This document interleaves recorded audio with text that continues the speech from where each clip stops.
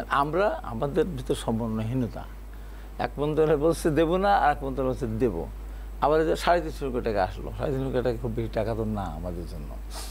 যাই হোক, তো এখন কথা হলো যে আমাদের বাংলাদেশের বর্তমান যে পরিস্থিতি, সরকারকে অনেকগুলো জিনিস করতে হবে, কিন্তু করবে কীভাবে?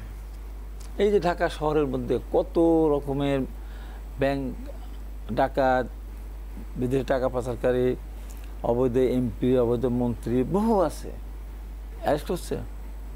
ধরেন প্রধানমন্ত্রীর পরিবারে কতজন এমপি ছিল, মাঝে মাঝে তালিকা দিত না, একজনকে ধরা পড়েছে?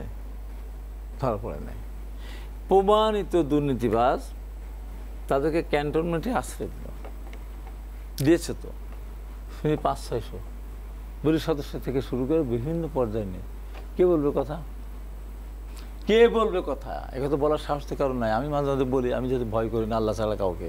সে আগেও বলেছি, আনিসুল হককে গ্রেপ্তার করার কথা বলেছি, প্রধানমন্ত্রীকে গ্রেপ্তার করার কথা বলেছি, মাফ চাইতে বলেছি যখন রাজাকারের বাচ্চা বলেছিলাম। তো এটা আমাদেরকে বুঝতে হবে, আমরা অন্যায়কারীকে কেন প্রশ্রয় দেবো? নরেন্দ্র মোদী বাংলাদেশের গণহত্যাকে প্রধানমন্ত্রীকে দিয়ে যে পাপ করছে, আমরা সেই পাপটা করতেছি।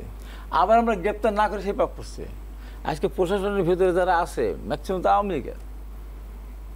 ম্যাক্সিমাম এখন সরকার উচিত একটা গণবিজ্ঞপ্তি দিয়ে স্পেশাল একটা ধরেন 500 মার্ক, 100 মার্কের হোক, 200 মার্কের হোক, একটা পরীক্ষা নিয়ে ভাইবা নিয়ে অন্তত এই পুলিশে বিভিন্ন পর্যায়ে আমাদের এখানে যদি রিক্রুটমেন্ট না করি, এই পুলিশ তো ধরবে না, এটা আওয়ামী পুলিশ গ্রেপ্তার করবে না।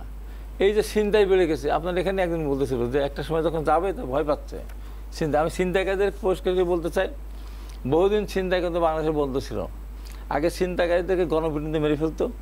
আমি গণপিটুনি মেরে ফেলার কথা আমি বলবো না, যে ছিনতাইকারী যেই হোক তাকেই ধরবেন, তাকে গ্রেপ্তার করবেন, গণপিটুনি দেবেন না, আবারও ওই পর্যন্ত নিয়ে যেয়ে তাদেরকে রেখে দেবেন।